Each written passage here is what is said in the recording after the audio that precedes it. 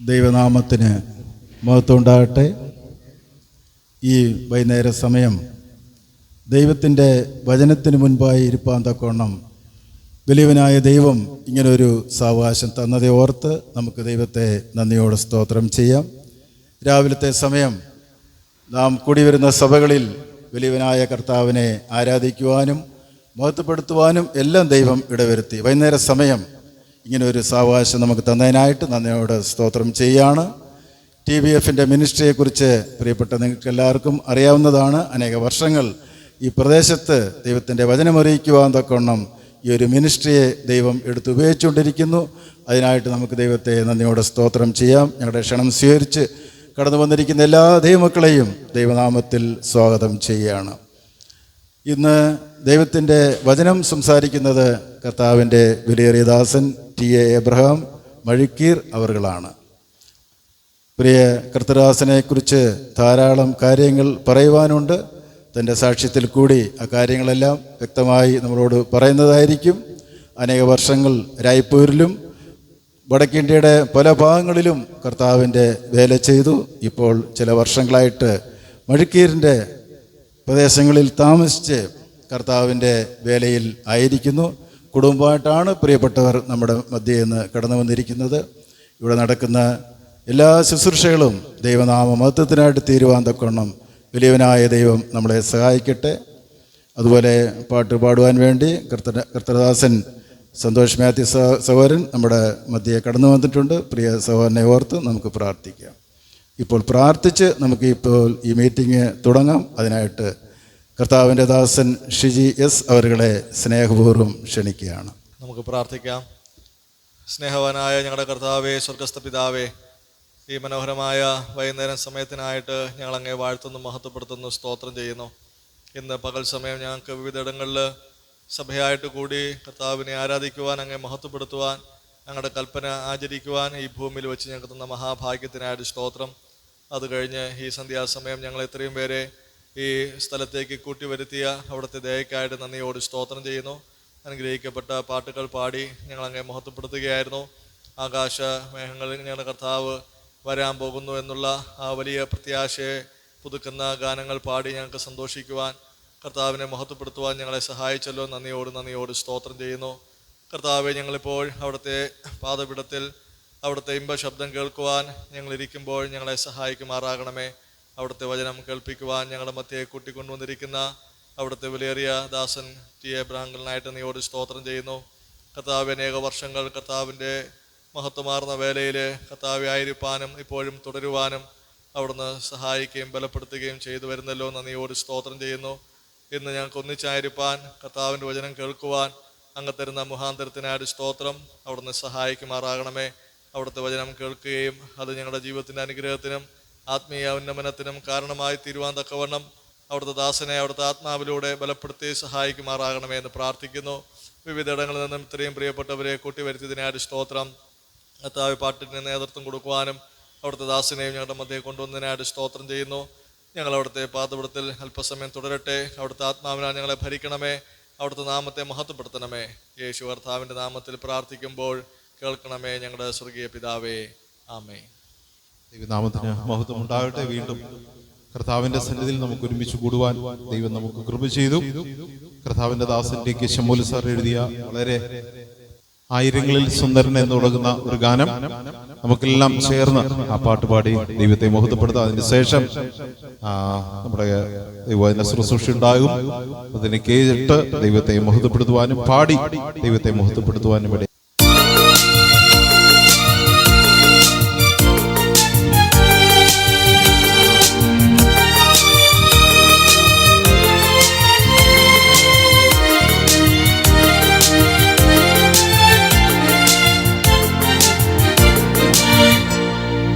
ആയിരങ്ങളിൽ സുന്ദരൻ വന്നിതൻ ആരിലും ഉന്നതൻ ക്രിസ്തുവാ. ആയിരങ്ങളിൽ സുന്ദരൻ വന്നിതൻ ആരിലും ഉന്നതൻ ക്രിസ്തുവാ.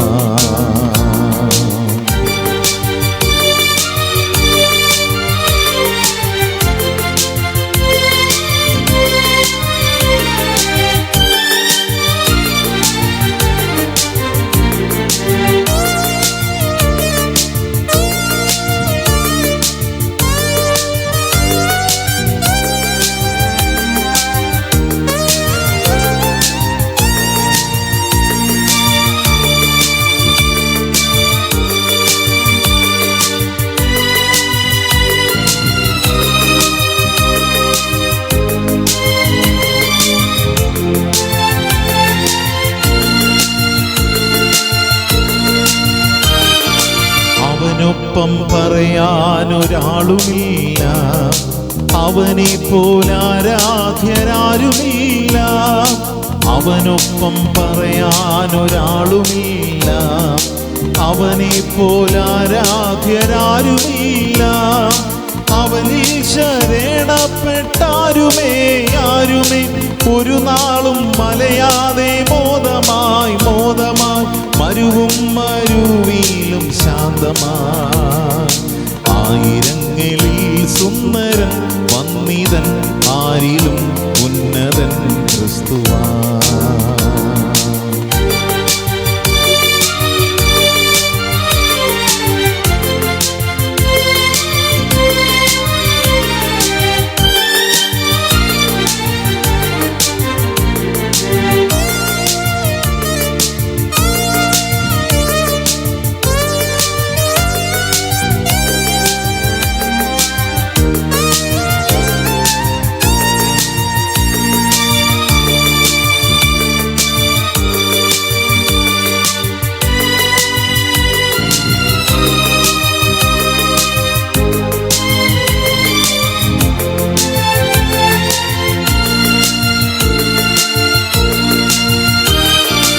അവനിക്കു പൊതുവായി നിറുത്തി ദൈവം, അവനെ കൊണ്ടത്രേ നിരപ്പു തന്നു. അവനിക്കു പൊതുവായി നിറുത്തി ദൈവം, അവനെ കൊണ്ടത്രേ നിരപ്പു തന്നു. അവനെ വിട്ടൊരു നാളും പോകുമോ അരുതാത്തതൊന്നുമേ ചെയ്യുമോ അവനെ ഓർത്തനിശം ഞാൻ പാടിടും. ആയിരങ്ങളിൽ സുന്ദരൻ വന്നിതൻ, ആരിലും ഉന്നതൻ ക്രിസ്തുവാ.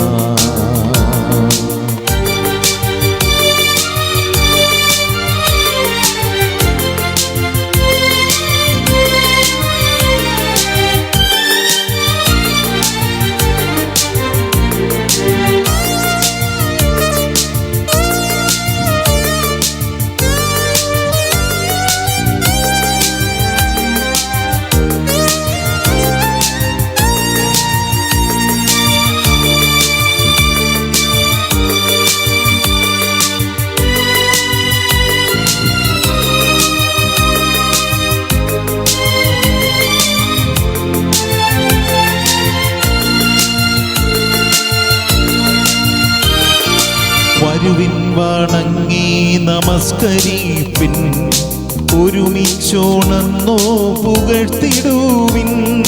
വരുവിൻ വണങ്ങി നമസ്കരിപ്പിൻ, ഒരുമിച്ചുണർന്നോ പുകഴ്ത്തിടുവിൻ. ബലവും ബഹുമാനമാകവേ തിരുമുൻപിലർപ്പിച്ചു വീഴുവീൻ തിരുനാമമെന്നേക്കും വാഴ്ത്തുവീൻ. ആയിരങ്ങളിൽ സുന്ദരൻ വന്നിതൻ, ആരിലും ഉന്നതൻ ക്രിസ്തുവാ. ആയിരങ്ങളിൽ സുന്ദരൻ വന്നിതൻ, ആരിലും ഉന്നതൻ ക്രിസ്തുവാ.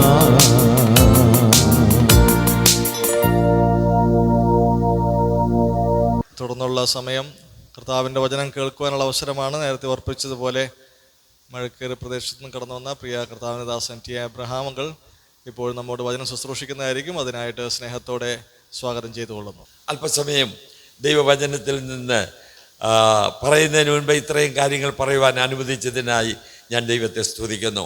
ഇയ്യോബിൻ്റെ പുസ്തകത്തിൽ നിന്ന് ചില കാര്യങ്ങൾ ചിന്തിക്കുവാനാണ് നിങ്ങളോട് ചേർന്ന് ദൈവത്തെ മഹത്വപ്പെടുത്തുവാൻ ഞാൻ ആഗ്രഹിക്കുന്നു. ഇയ്യോബിൻ്റെ പുസ്തകം 1-ാം അധ്യായത്തിൻ്റെ ആദ്യത്തെ 2 വാക്യങ്ങൾ, the book of job chapter 1 versus 1-3.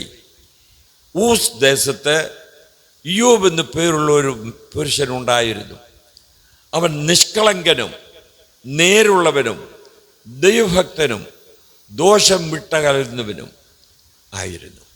അവന് 7 പുത്രന്മാരും 3 പുത്രിമാരും ജനിച്ചു.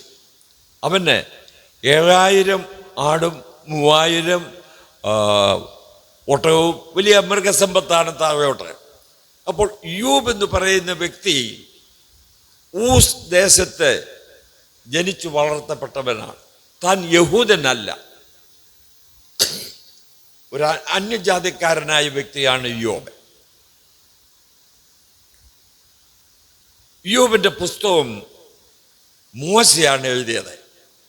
മോശ യോബിനെ കുറിച്ച് എന്തുകൊണ്ട് ഇത്രമാത്രം രേഖപ്പെടുത്തുവാൻ ഇടയായി എന്ന് ചോദിച്ചാൽ, മോശ 40 വർഷം ജീവിച്ചത് എവിടെ? മിദ്യാനിലായിരുന്നു. മോശയുടെ 120 വർഷം, ആദ്യത്തെ 40 വർഷങ്ങൾ മിസ്രൈമിലും, രണ്ടാമത്തെ 40 വർഷങ്ങൾ ഈ മിദ്യാനിലും, മൂന്നാമത്തെ 40 വർഷങ്ങൾ ദൈവജനത്തോടുകൂടെ മരുഭൂമിയിലുമായിരുന്നു. അങ്ങനെയാണ് മോശയുടെ 120 വർഷങ്ങൾ. ഈ മോശ മിദ്യാന ദേശത്തെക്കുറിച്ച് കൂടുതൽ അറിവുള്ളവനാകിയാൽ അതിനോട് ചേർന്ന് കിടക്കുന്ന സ്ഥലമാണ് ഊസ്. ഇപ്പോൾ ഒമാൻ അല്ലെങ്കിൽ മസ്കറ്റ് എന്ന് പറയുന്ന സ്ഥലത്തിൻ്റെ അങ്ങ് പടിഞ്ഞാറേ ഭാഗമാണ് ഊസ് ദേശം. കാരണം യോബിൻ്റെ കല്ലറ അവിടെ ഉണ്ട്. ഞങ്ങൾ രണ്ടുപേരും ആ സ്ഥലത്ത് പോയി കണ്ടു. യോബിനെ അടക്കിയ സ്ഥലം, യോബിരുന്ന് ചൊറിഞ്ഞ ആ ഗുഹ, ഇതൊക്കെ ഞങ്ങൾ പോയി കണ്ടു. അതിനോടടുത്താണ് സെബയാർ എന്ന് പറയുന്ന സ്ഥലം. യോബിൻ്റെ മൃഗങ്ങളെയൊക്കെ മോഷ്ടിച്ചു കൊണ്ടുപോയവർ. അപ്പോൾ ഒമാൻ്റെ അങ്ങ് പടിഞ്ഞാറേ ഭാഗത്ത് ജീവിച്ചിരുന്ന ഒരു വ്യക്തിയായിരുന്നു യോബ്. യോബിന് 100-ൽ കൂടുതൽ വയസ്സ് ജീവിച്ചിരുന്നു എന്നതിൻ്റെ അവസാന ഭാഗം വരുമ്പോൾ കാണുവാൻ കഴിയും. യോബ് ജീവിച്ചിരുന്നത് അബ്രഹാമിൻ്റെ കാലയളവിലാണ്. യാഗങ്ങളെക്കുറിച്ച് വളരെ പരിചയമുള്ള ഒരു വ്യക്തിയായിരുന്നു. യോബ് ഒരു വലിയ ധനികനായിരുന്നു. യോബ് വലിയ ജ്ഞാനിയായിരുന്നു, നിഷ്കളങ്കനായിരുന്നു, ഒരു ദൈവഭക്തനായിരുന്നു യോബ്. തന്നെക്കുറിച്ച് വായിക്കുന്നു അങ്ങനെയാണ്. 10 മക്കൾ. യോബ് ജീവിച്ചിരുന്ന സമയം അതിൻ്റെ 29-ാം അധ്യായം വരുമ്പോൾ യോബിനെ ഭയപ്പെട്ട് ജീവിച്ച അനേകർ ഉണ്ടായിരുന്നു. യോബിനെ ബഹുമാനിക്കുന്നവർ. യോബ് ഒരു കാര്യം പറഞ്ഞാൽ അത് ശ്രദ്ധയോടെ കേൾക്കും. മഴയ്ക്കായി കാത്തിരിക്കുന്ന ജനങ്ങളെ പോലെ യോബിൻ്റെ വായിൽ നിന്ന് വീഴുന്ന വാക്കുകൾ കേൾക്കുവാൻ ശ്രദ്ധയോടെ ജീവിച്ച അനേകർ ആ കാലത്തുണ്ടായിരുന്നു. അത്ര ലാവണ്യ വാക്കുകളായിരുന്നു യോബിൻ്റെ വായിൽ നിന്നും വീണുകൊണ്ടിരുന്നത്. കാരണം ഇവിടെ നാം വായിക്കുന്നു, അവൻ ആരായിരുന്നു?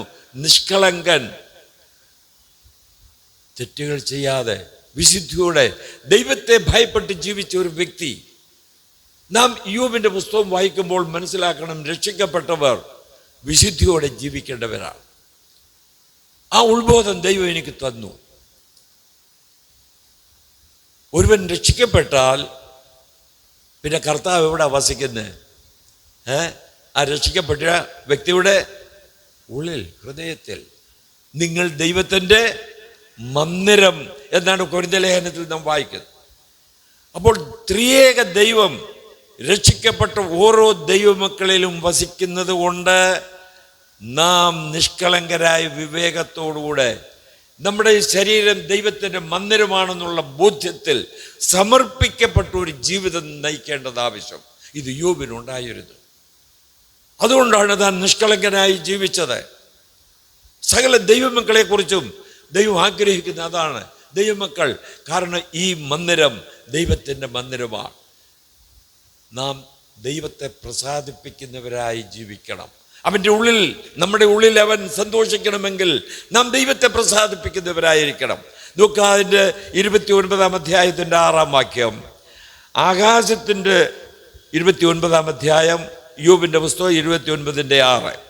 യൗവനക്കാർ എന്നെ കണ്ടിട്ട് ഒളിക്കും, വൃദ്ധന്മാർ എഴുന്നേറ്റ് നിൽക്കും.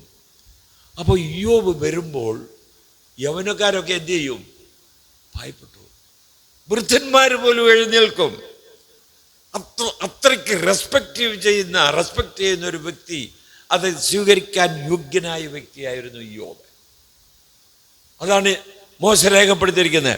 നോക്കുക, അതിൻ്റെ 9-ാം വാക്യം, പ്രഭുക്കന്മാർ എന്നെ കാണുമ്പോൾ സംസാരം നിർത്തും, കൈകൊണ്ട് വായു പൊത്തും, ശ്രേഷ്ഠന്മാരുടെ ശബ്ദം അടങ്ങും. ഇനി 21 മനുഷ്യർ കാത്തിരുന്ന എൻ്റെ വാക്ക് കേൾക്കും, എൻ്റെ ആലോചന കേൾക്കാൻ മിണ്ടാതിരിക്കും. ഞാൻ സംസാരിച്ച ശേഷം അവർ മിണ്ടുകയില്ല, എൻ്റെ മൊഴി അവരുടെ മേൽ ഇറ്റിറ്റു വീഴും. മഴയ്ക്കെന്ന പോലെ അവർ എനിക്കായി കാത്തിരിക്കും. വർഷങ്ങൾക്ക് മുൻപ് ജീവിച്ചിരുന്ന വ്യക്തിയാണ് യോബ്.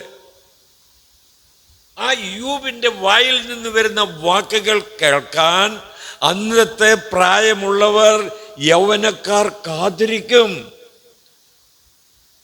യോബിന് ഭയമായിരുന്നു. യോബ് സംസാരിക്കുന്ന പോലെ ആരും സംസാരിക്കത്തില്ല. അപ്പൊ രക്ഷിക്കപ്പെട്ട ദൈവമക്കൾ ഇതുപോലെ ആയിരിക്കണം. വേദപുസ്തകം എന്താ പഠിപ്പിക്കുന്നത്? ഘനശാലികളായിരിക്കണം. ഘനശാലികൾ, നാം ഘനമുള്ളവരായിരിക്കണം. നമ്മളെ ഒരിക്കലും കള്ളം പറയുന്നവരായിരിക്കരുത്. ദൈവമക്കൾ വിവേകത്തോടും വിശുദ്ധിയോടും ജീവിക്കേണ്ടവർ. അതിന് ഉത്തമ മാതൃകയാണ് യോബ്. അപ്പോൾ ഒന്നാമത്തെ കാര്യം, യോബ് ഒരു വിശുദ്ധനായിരുന്നു. യോബ് ദൈവസന്നിധി നിഷ്കളങ്കനായി ജീവിച്ചു, ദൈവത്തെ ഭയപ്പെട്ട് ജീവിച്ചു, ദൈവത്താൽ അനുഗ്രഹിക്കപ്പെട്ടവനായി, ദേശത്ത് മാന്യനായി ജീവിച്ചു.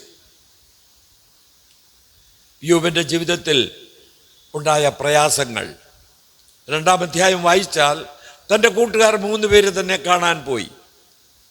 ദൂരത്തിൽ നിന്ന് കണ്ടപ്പോൾ യോബിനെ മനസ്സിലാക്കാതെ 7 ദിവസം ഒരൊറ്റ വാക്കുപോലും പറയാതെ അവൻ്റെ വേദന കണ്ട് നിലത്തിരുന്ന് കരഞ്ഞ 3 കൂട്ടുകാർ. യോബിന്റെ ജീവിതത്തിൽ ഉണ്ടായ സംഭവമാണ്. 3 പേർ സന്ദർശിക്കാൻ പോയി, ആശ്വസിപ്പിക്കാൻ പോയവർ, അവർ മിണ്ടാതെ നിലത്തിരുന്നു 7 ദിവസം. അപ്പോൾ ഞാൻ ചിന്തിച്ചു, നമ്മുടെ കർത്താവിൻ്റെ കാര്യം. നമ്മുടെ കർത്താവായ യേശു ക്രിസ്തു അനുഭവിച്ച വേദനകൾ, അവൻ്റെ ശരീരം, പ്രവാചകൻ യെശയ്യാവ് പറഞ്ഞാൽ, കണ്ടാൽ ആളല്ല എന്നും മനുഷ്യനല്ല എന്നും പറയത്തക്കവണ്ണം അവൻ അത്രമാത്രം വിരൂപമാക്കപ്പെട്ടു. യോബിന്റെ അനുഭവം ഇങ്ങനെയെങ്കിൽ അവൻ്റെ കൂട്ടുകാർ മിണ്ടാതെ 7 ദിവസം നിലത്തിരുന്നു. എൻ്റെയും നിങ്ങളുടെയും പാപപരിഹാരത്തിനായി നിഷ്കളങ്കനായ ദൈവപുത്രൻ അവൻ്റെ ശരീരത്തിലേറ്റ അടികൾ അവനെ കമത്തി കിടത്തി 39 അടികൾ അടിക്കുമ്പോൾ 129-ാം സങ്കീർത്തനം 3-ാം വാക്യം, ഉഴവുകാരൻ്റെ മുതുകിന്മേൽ ഉഴുതു. അവർ എന്ത് ചെയ്തു? ഉഴുതി, കണ്ടം ഉഴുതു മറിക്കുന്നത് പോലെ മറിച്ചു. കർത്താവായ യേശു ക്രിസ്തുവിൻ്റെ ശരീരം ഉഴവുചാല് കണക്കെ പുറമെല്ലാം അടിച്ച് നീളത്തിൽ കീറി. അവൻ മറുപടി ഒന്നും പറഞ്ഞില്ല. അവരുടെ രോമത്തിൽ നിന്നും കവടിൽ നിന്നും രോമങ്ങൾ പറിച്ചു. അപ്പോൾ അടിക്കുന്നവർക്ക് വേണ്ടി മുതുകും, രോമം പറിക്കുന്നവർക്ക് വേണ്ടി കവളും കാണിച്ചു കൊടുത്തു. അവൻ്റെ അടിപ്പിണരുകളാൽ നമുക്ക് സൗഖ്യം വന്നു. അവനെ തകർത്ത് കളയുവാൻ യഹോവയ്ക്ക് പ്രസാദം തോന്നി. ഒരാളല്ല, ഒരു മനുഷ്യനല്ല എന്ന് പറയത്തക്കവണ്ണം. അതുകൊണ്ടാണ് പീലാത്തോസ് പറഞ്ഞത്, ഇതാ ആ മനുഷ്യൻ, സുന്ദരനായവൻ ഇപ്പോൾ വിരൂപമാക്കപ്പെട്ടവനായി, തലയിൽ മുളുമുടിയും വെച്ച്. അതുപോലെ യോബ് തൻ്റെ രോഗം തന്നെ ബാധിച്ചപ്പോൾ താൻ യാതൊരു കുറ്റവും പറഞ്ഞില്ല, എല്ലാം സന്തോഷത്തോടെ അനുഭവിച്ചു. വിശ്വാസികൾക്ക് ഒരു മാതൃക. പ്രയാസങ്ങൾ വരുമ്പോൾ, പീഡകൾ വരുമ്പോൾ നമ്മൾ ആരെ നോക്കണം? കർത്താവിനെ ശ്രദ്ധിക്കുക. യോബിൻ്റെ ജീവിതം കൂടെ നാം ചിന്തിക്കേണ്ടത് ആവശ്യമാണ്. യോബ് ജനത്തിന് ഒരു പ്രോത്സാഹനം ചെയ്യുന്ന വ്യക്തിയായിരുന്നു. പീഡയിൽ താൻ നിരാശപ്പെട്ടില്ല. തൻ്റെ ഭാര്യ പറഞ്ഞു, നീ ഇന്നും ഭക്തി മുറുകെ പിടിച്ചുകൊണ്ടിരിക്കുന്നുവോ? ഉപേക്ഷിച്ച് ചത്ത് കളയാൻ പറഞ്ഞു. എന്താ മറുപടി പറഞ്ഞ യോബ്? നീ ഒരു പൊട്ടി, നീ പറയുന്ന ശരിയാണോ? നീ ചിന്തിക്കുക. നീ ഒരു പോഷ്ക് പറയുന്നു, പൊട്ടികൾ പറയുന്ന പോലെ. ഈ ദൈവം നമുക്ക് എല്ലാം ചെയ്യുന്നു, അത് സന്തോഷത്തോടെ അനുഭവിക്കണം. ഇതാണ് ഒരു വിശ്വാസിയുടെ കടമ. അപ്പോൾ യോബ് ഒരു വലിയ മാതൃകയാണ് ജീവിതത്തിൽ. ഇനി രണ്ടാമത് നമുക്ക് ഈ യോബിനെ കുറിച്ച് ചിന്തിക്കാം. യോബ് ഒരു ഭവനത്തിലെ പുരോഹിതനായിരുന്നു. യോബ് വീട്ടിൽ ആരായിരുന്നു? പുരോഹിത ശുശ്രൂഷ ചെയ്യുന്നവനായിരുന്നു. 7 മക്കൾ, 7 ആൺമക്കളും 3 പെൺമക്കളും, 10 മക്കളുടെ പിതാവ്. ഇവരുടെ ജന്മദിവസം ഇവരെല്ലാവരും ഒന്നിച്ചുകൂടി ഒന്നിച്ചു ഭക്ഷിക്കും, സംസാരിക്കും. അപ്പോൾ യോബ് ചിന്തിക്കുന്നത് എന്താണ്? എന്തെങ്കിലും തെറ്റുകൾ ചെയ്തിട്ടുണ്ടെങ്കിൽ പ്രഭാതത്തിൽ അവരെ വിളിച്ച് യാഗം കഴിക്കുമായിരുന്നു. അതുകൊണ്ടാണ് ഞാൻ ഓർപ്പിച്ചത്, അബ്രഹാമിന് സമകാലീനൻ. അബ്രഹാം യാഗം കഴിക്കുന്നവനായിരുന്നു. അതുപോലെ യോബ് മക്കളെ വിളിച്ച് യാഗങ്ങൾ കഴിച്ച് അവരുടെ തെറ്റുകൾ ദൈവത്തോട് ഏറ്റുപറഞ്ഞ് നിരപ്പിക്കുന്ന ശുശ്രൂഷ പുരോഹിതൻ. എനിക്ക് നിങ്ങൾക്കും വേണ്ടി ജീവനെ അർപ്പിച്ച നമ്മുടെ കർത്താവ് മൽക്കിസദേക്കിന് തുല്യനായി അവൻ എന്നേക്കും പുരോഹിതനായി ജീവിക്കുന്നു. എനിക്ക് നിങ്ങൾക്ക് വേണ്ടി നമ്മുടെ കർത്താവ് മഹാപുരോഹിതനായി ജീവിക്കുന്നു. നോക്കുക നമ്മുടെ കുറവുകൾ. സാത്താൻ അപവാദം പറയും നമുക്ക് വേണ്ടി. അപ്പോൾ വാദിക്കുന്ന മഹാപുരോഹിതൻ നമ്മുടെ കർത്താവ്, പിതാവിനോട് നമ്മെ നിരപ്പിക്കുന്ന ശുശ്രൂഷ വലിയ ഉത്തരവാദിത്വമാണ് നമ്മുടെ കർത്താവായ യേശു ക്രിസ്തുവിന്. മൽക്കിസദേക്കിന് ക്രമപ്രകാരം എന്നേക്കും പുരോഹിതൻ. അവൻ ഒരു വലിയ വക്കീലാണ്, വാദിച്ച് നമ്മെ നിരപ്പിക്കുന്നവൻ. അപ്പോൾ യേശു ക്രിസ്തു നമുക്ക് വേണ്ടി ഒരു വലിയ പുരോഹിതൻ, മഹാപുരോഹിതൻ, അവനൊരു മധ്യസ്ഥൻ, വക്കീൽ, നമുക്ക് വേണ്ടി കർത്താവായി ജീവിക്കുന്നു. യോബ് തൻ്റെ മക്കൾക്ക് വേണ്ടി വീട്ടിൽ പുരോഹിത ശുശ്രൂഷ ചെയ്തു. മക്കളെ ദൈവത്തോട് നിരപ്പിച്ചുകൊണ്ടിരുന്നു.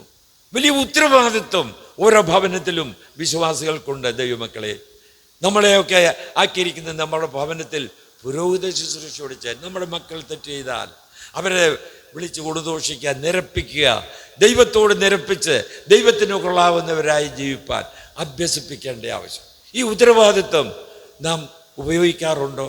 നാം മനസ്സിലാക്കിയിട്ടുണ്ടോ? നാം വീട്ടിൽ പുരോഹിതന്മാരാണ്, വിശ്വാസികൾ. യോബ് ജോലി ചെയ്തു, ദൈവത്തോട് നിരപ്പിച്ചുകൊണ്ടിരുന്നു മക്കളെ. മൂന്നാമത്, ഈ യോബിന് വലിയൊരു പ്രത്യാശ ഉണ്ടായിരുന്നു. യോബ് ധനികനും ജ്ഞാനിയും നിഷ്കളങ്കനും, വീട്ടിൽ പുരോഹിതൻ ജോലി. മൂന്നാമത്, താൻ വലിയൊരു ജീവിച്ചിരുന്നപ്പോൾ തന്നെ പ്രത്യാശയോടെ ജീവിച്ചവൻ. 14-ാം അധ്യായത്തിൽ നാം വായിക്കുന്നു, മനുഷ്യൻ മരിച്ചാൽ പിന്നെ ജീവിക്കുമോ? യോബ് ചോദിക്കുകയാണ്, മനുഷ്യൻ മരിച്ചാൽ പിന്നെ ജീവിക്കുമോ? 19-ാം അധ്യായം യോബ് എന്താ പറഞ്ഞത്? എൻ്റെ ഈ ദേഹം ഇങ്ങനെ ക്ഷയിച്ച് മണ്ണോട് മണ്ണായാലും ഞാൻ നേരിൽ എൻ്റെ സ്വന്തം കണ്ണുകൊണ്ട് ഞാൻ അവനെ കാണും. ഇതാണ് യോബിന്റെ പ്രത്യാശ. യോബ് ഈ ഭൂമിയിൽ ജീവിച്ചു. തൻ്റെ ജീവിതത്തിൽ വലിയ പ്രയാസം, രോഗം, ദുഃഖം, നഷ്ടം എല്ലാം വന്നു. പക്ഷേ അതിനെയൊക്കെ അതിജീവിച്ച് പ്രത്യാശയോടെ ജീവിച്ചപ്പോൾ മനുഷ്യൻ മരിച്ചാലും ജീവിക്കുമെന്ന് ഉറപ്പിച്ചു പറഞ്ഞു.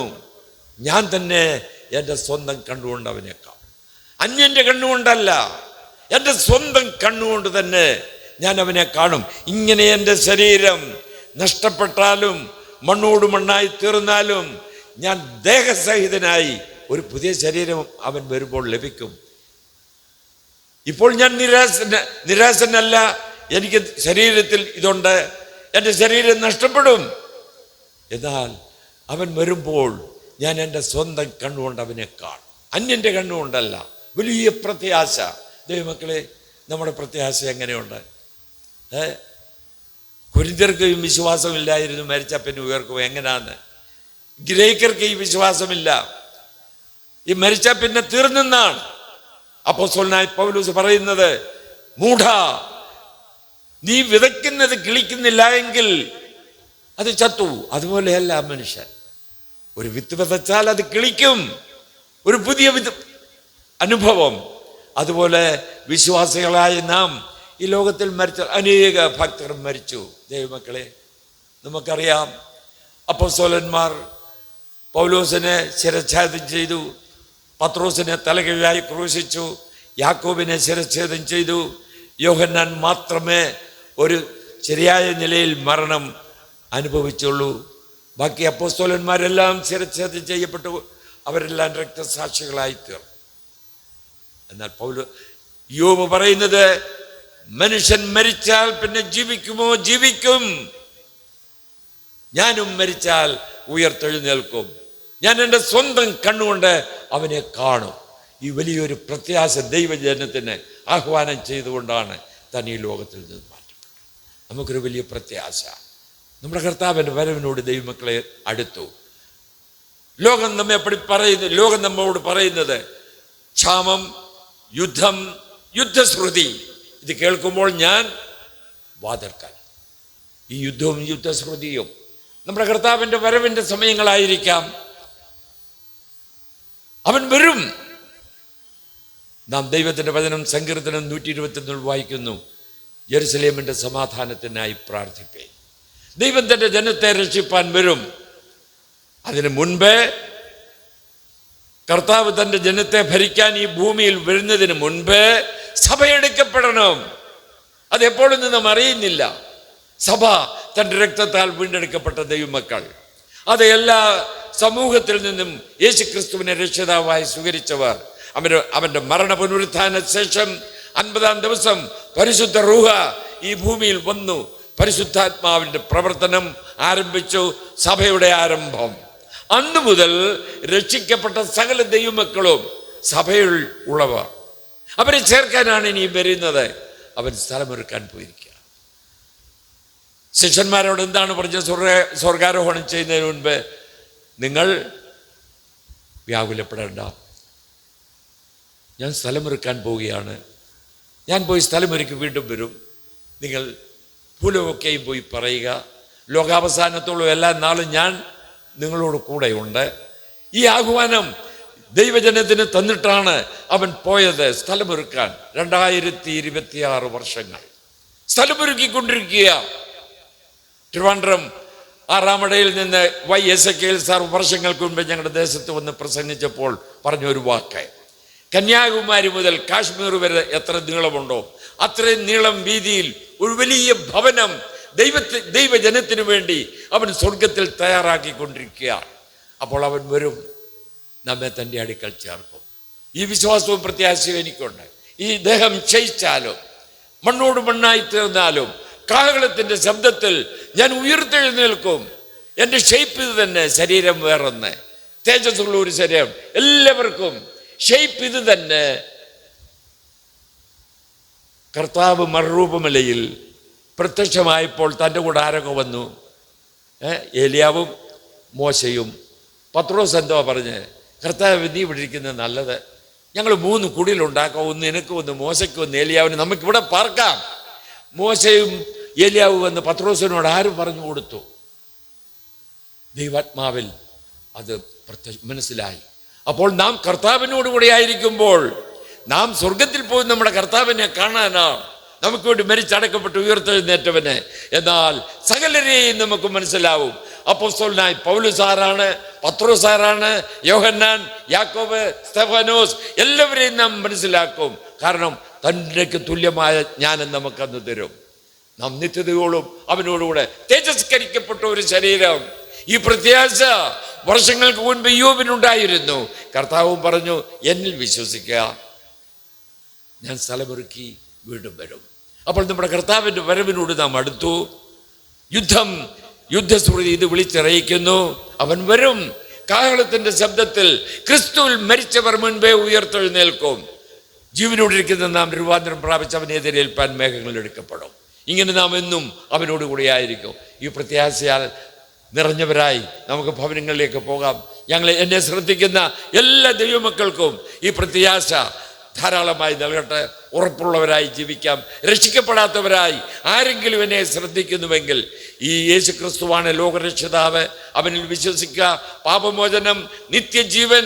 അവൻ വരുമ്പോൾ അവന് തുല്യരായി അവൻ 1000 ആണ്ട് ഇസ്രായേലിനെ ഭരിക്കും. ജെറുസലേം ക്യാപിറ്റലാക്കിക്കൊണ്ട്, തലസ്ഥാന നഗരി. അവിടെ 1000 വർഷം ഇസ്രായേലിനെ രക്ഷിക്കും. ഇസ്രായേലിന് ജാതീയമായ രക്ഷ.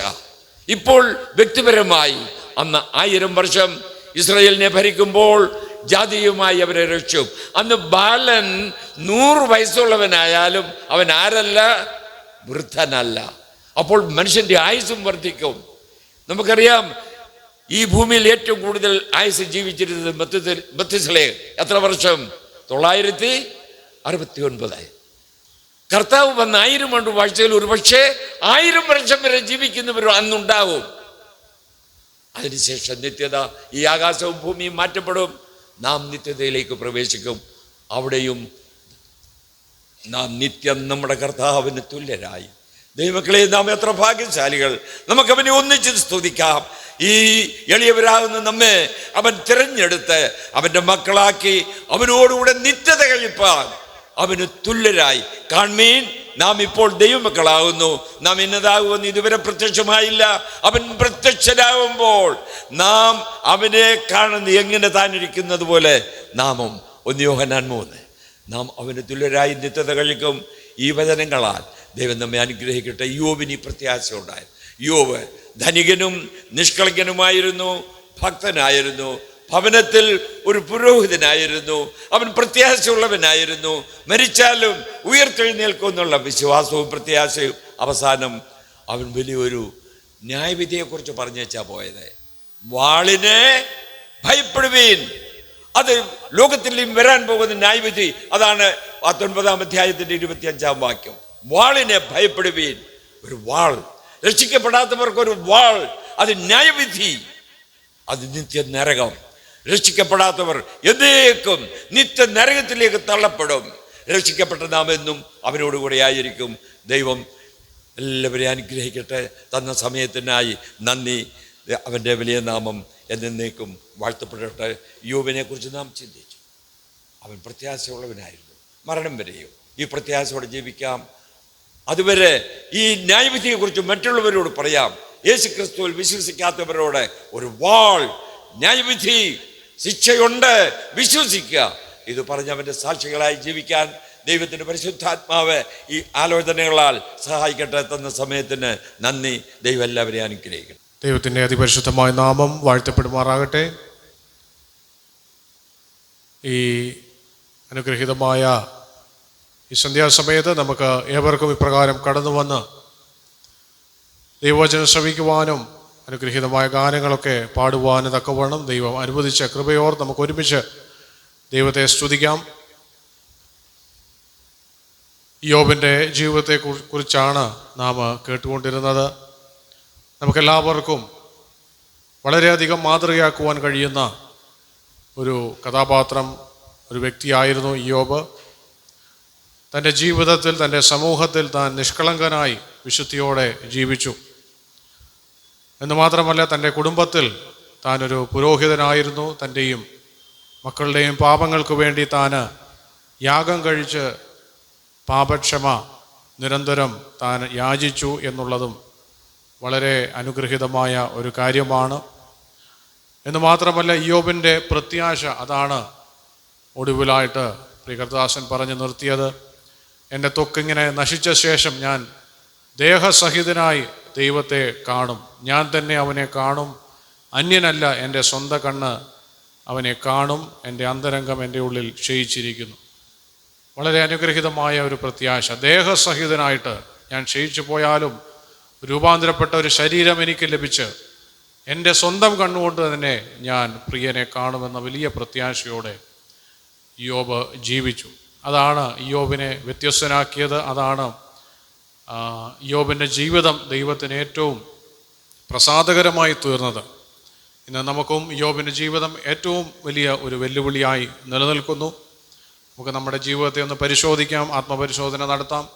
നാം നിഷ്കളങ്കരായിട്ട് ആണോ നടക്കുന്നത്? നേരുള്ളവനായിട്ടാണോ നടക്കുന്നത്? നമ്മുടെ പാപം, നാം എന്തെങ്കിലും തെറ്റുകളിൽ അകപ്പെട്ടു പോയാൽ അനുതപിച്ച് ഏറ്റുപറഞ്ഞ് ദൈവസന്നിധിയിൽ ക്ഷമ ചോദിച്ച് മടങ്ങി വരുന്നവരായിട്ടാണോ നാം ആയിരിക്കുന്നത്? വലിയൊരു പ്രത്യാശയോടെ, വിശ്വാസത്തോടെ ആണോ നാം ജീവിക്കുന്നത് എന്നുള്ളത് നമുക്ക് ഒന്ന് ആത്മപരിശോധന ചെയ്യാം. വരുന്ന ആളുകളിൽ ഇയ്യോബിൻ്റെ ജീവിതം മാതൃകയാക്കിക്കൊണ്ട് ജീവിപ്പാൻ ദൈവം നമ്മളെല്ലാവരെയും സഹായിക്കട്ടെ. അനുഗ്രഹീതമായ നിലയിൽ ദൈവവചനം നമ്മോട് പങ്കുവെച്ച കർത്താസൻ ടി എബ്രഹാം അവർക്കുള്ള നന്ദിയെ ഈ സമയത്ത് TBFൻ്റെ നാമത്തിൽ അറിയിക്കുകയാണ്. പ്രിയ കർത്താസൻ കഴിഞ്ഞ ദീർഘവർഷങ്ങൾ കർത്താവിനെ വൈപ്പേഴ്സ് അധ്വാനിക്കുവാനായിട്ട് ദൈവം എടുത്ത് ഉപയോഗിച്ച ദാസനാണ്. തൻ്റെ അനുഗ്രഹീയമായ സാക്ഷ്യം നാം കേട്ടുകൊണ്ടിരിക്കുകയായിരുന്നല്ലോ. അതോർത്ത് നമുക്ക് ദൈവത്തെ സ്തുതിക്കാം. വരുന്ന ആളുകളിലും ദൈവം പ്രിയ കർത്താസന് ആയുസ്സും ആരോഗ്യവും കൊടുക്കട്ടെ എന്ന് ഞാൻ ആശംസിക്കുകയും പ്രാർത്ഥിക്കുകയും ചെയ്യുന്നു. ഇനിയും അനുഗ്രഹീതമായ ശുശ്രൂഷകൾ നിർവഹിക്കുവാൻ ദൈവം പ്രിയ കർത്താസനെ എടുത്ത് ഉപയോഗിക്കട്ടെ എന്ന് ഞാൻ ആശംസിക്കുകയും പ്രാർത്ഥിക്കുകയും ചെയ്യുകയാണ്. ഇന്ന് ഞങ്ങളുടെ ക്ഷണം സ്വീകരിച്ച് കടന്നു വന്ന കുടുംബമായിട്ട് കടന്നു വന്ന് ഓർത്ത് ഞാൻ ദൈവത്തെ സ്തുതിക്കുന്നു. പ്രിയപ്പെട്ടവർ നന്ദിയെ ഈ സമയത്ത് അറിയിക്കുകയാണ്. മാത്രമല്ല വ്യത്യസ്ത സ്ഥലങ്ങളിൽ നിന്ന് ഇന്നും ഇത്രയും പേർക്ക് കടന്നു വരുവാനായിട്ട് സാധിച്ചു. അതോർത്ത് ഞാൻ ദൈവത്തെ സ്തുതിക്കുന്നു. വന്നവരോടുള്ള എല്ലാവരോടുള്ള നന്ദിയെ ഈ സമയത്ത് അറിയിക്കുന്നു. TBFൻ്റെ പ്രവർത്തനങ്ങളെ ഓർത്ത് നിങ്ങൾ പ്രാർത്ഥിക്കുകയും തുടർന്നും കടന്നു വന്ന് സഹകരിക്കുകയും ചെയ്യണമേ എന്ന് ഓർപ്പിക്കുന്നു. അനുഗ്രഹീതമായ ഗാനം ആലപിച്ച പ്രിയ സന്തോഷിക്കാനുള്ള നന്ദിയും ഈ സമയത്ത് അറിയിക്കുന്നു. ഇപ്പോൾ പ്രാർത്ഥിച്ച് നമുക്ക് ഈ മീറ്റിംഗ് അവസാനിപ്പിക്കാം. മണ്ണന്തല അസംബ്ലിയിലുള്ള കർത്താസൻ ജെയിംസ് സാമുവൽ അവർകൾ മുന്നോട്ട് കടന്നു വന്ന് പ്രാർത്ഥിച്ച് ആശീർവാദം പറഞ്ഞ് ഈ മീറ്റിംഗ് അവസാനിപ്പിക്കുന്നതായിരിക്കും. അതിനായിട്ട് പ്രിയ ജെയിംസ് സാമുവൽ അങ്കിളിനെ ഞാൻ മുന്നോട്ട് ക്ഷണിക്കുകയാണ്. സ്നേഹവാനായ ഞങ്ങളുടെ നല്ല ദൈവമേ, സ്വർഗ്ഗസ്ഥ പിതാവേ, ഈ സന്ധ്യാസമയത്തിനായിട്ട് ഞങ്ങൾ വീണ്ടും നിന്നെ സ്തുതിക്കുന്നു. കർത്താവെ, കഴിഞ്ഞ ചില നിമിഷങ്ങൾ കർത്താവെ തിരുവചനത്തിന് മുമ്പിൽ ഇരിപ്പാൻ കൊണ്ട് നിങ്ങളെ സഹായിച്ചുകൊണ്ട് ഞങ്ങൾ നിന്നെ സ്തുതിക്കുന്നു. കർത്താവെ, നിൻ്റെ വചനം മനുഷ്യ ഹൃദയങ്ങളെ രൂപാന്തരപ്പെടുത്തുകയും ഞങ്ങളുടെ പാപങ്ങളെക്കുറിച്ച് ബോധം വരുത്തുകയും ഞങ്ങളെ കർത്താവെ യേശു ക്രിസ്തുവിൻ്റെ സ്വഭാവത്തോടെ അനുരൂപപ്പെടുത്തുന്നതാകിയാൽ ഞങ്ങൾ നിന്നെ സ്തുതിക്കുന്നു. നിൻ്റെ വചനം ഒരിക്കലും വ്യർത്ഥമായി തീരുന്നില്ല. നിൻ്റെ വചനം കേൾക്കുവാൻ ഞങ്ങൾക്ക് തന്ന ഭാഗ്യത്തിനായിട്ട് ഞങ്ങൾ നിന്നെ സ്തുതിക്കുന്നു. ഇന്ന് കടന്നു വന്ന എല്ലാവരെയും ഓർത്ത് ഞങ്ങൾ നിന്നെ സ്തുതിക്കുന്നു. കർത്താവെ, നിൻ്റെ മകൻ കർത്താവെ T. എബ്രഹാം ബ്രദറിനെ ഈ സ്ഥലത്തേക്ക് നീ കൊണ്ടുവന്നു.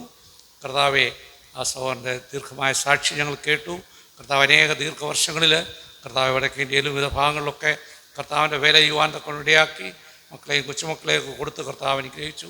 അതിലൊക്കെ ഉപരിയായിട്ട് ഇന്നും ആരോഗ്യത്തോടെ കർത്താവിൻ്റെ വേല ചെയ്യുവാൻ നീ കൊടുത്തിരിക്കുന്ന കൃപയ്ക്കായിട്ട് ഞങ്ങൾ നിന്നെ സ്തുതിക്കുന്നു. എൻ്റെ മകനെയും കുടുംബത്തെയും വീണ്ടും അനുഗ്രഹിക്കണം എന്ന് പ്രാർത്ഥിക്കുന്നു. ഇവിടെ കടന്നു വന്ന എല്ലാവരെയും ഞങ്ങൾ തിരുസ്നേഹിത്തിരുന്നു. ഞങ്ങളെല്ലാവരും ദൈവവചനം കേട്ടു. കർത്താവെ, മറന്നു പോകുന്നവരായിട്ടല്ല, തിരുവചനം കേട്ട് ഞങ്ങളുടെ ഹൃദയത്തിൽ അത് നിക്ഷേപമായി കാത്തു സൂക്ഷിച്ച് കർത്താവെ, നിൻ്റെ വചനം ഞങ്ങളുടെ കാലിന് ദീപവും വഴിക്ക് പ്രകാശവുമായി വരും ദിവസങ്ങളിൽ നിൻ്റെ വചനത്തെ അനുസരിക്കുന്നവരായി ജീവിപ്പാൻ നീ ഞങ്ങളെ സഹായിക്കണം എന്ന് പ്രാർത്ഥിക്കുന്നു.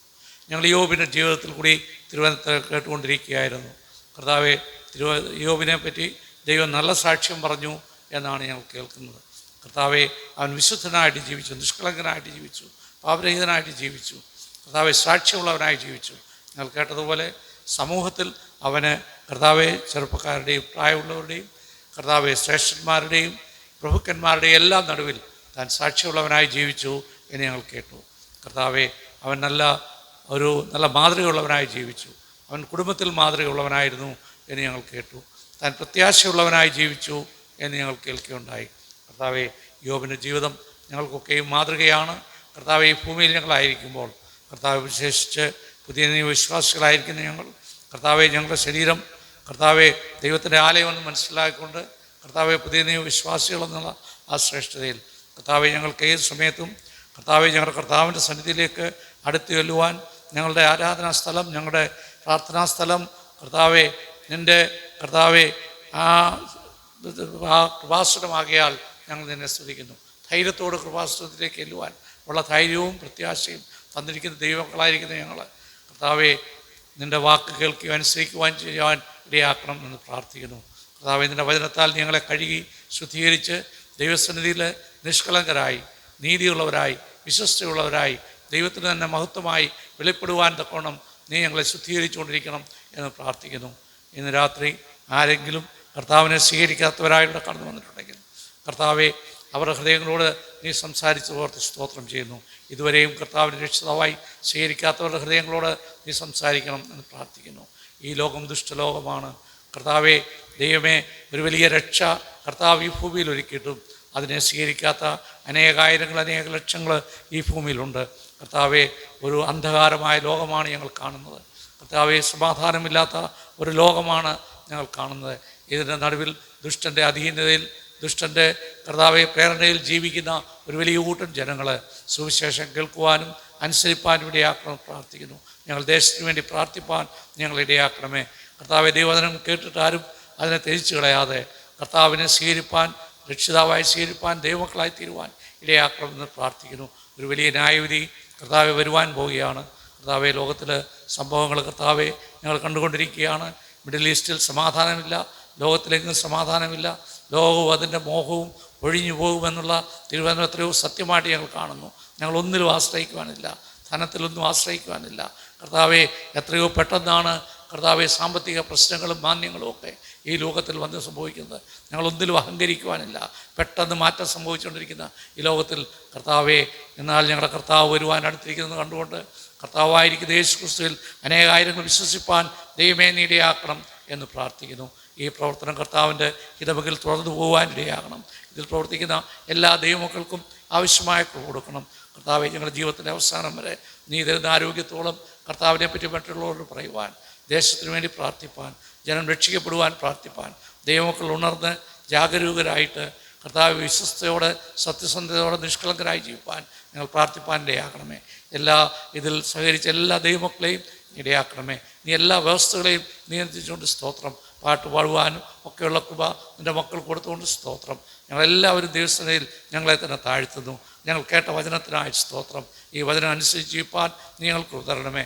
ഞങ്ങളുടെ കർത്താവിൻ്റെ വരവേറ്റവും അടുത്തിരിക്കുകയാണ്. നീ വന്നാൽ കർത്താവെ, നിന്നോടുകൂടെ ഞങ്ങൾ നിത്യകാലമായിരിക്കും. ആ പ്രത്യാശയോർത്ത് ഞങ്ങൾ നിശ്ചയിക്കുന്നു. നിൻ്റെ വരവ് താമസമെങ്കിൽ ഈ ഭൂമിയിൽ നീ ഞങ്ങൾക്ക് വീണ്ടും വായിച്ചു തരുന്നെങ്കിൽ നേരുള്ളവരായി, വിശ്വസ്തയുള്ളവരായി, സത്യസന്ധയുള്ളവരായി നിന്നെ സ്നേഹിച്ചും സേവിച്ചും മാനിച്ചും ജീവിപ്പാൻ നീ ഞങ്ങൾക്ക് ഉദാഹരണമെന്ന് പ്രാർത്ഥിക്കുന്നു. ഞങ്ങളുടെ പ്രാർത്ഥന കേട്ടതുകൊണ്ട് സ്തോത്രം. സകലവും യേശു ക്രിസ്തുവിൻ്റെ വിലയേറിയ നാമത്തിൽ തന്നെ.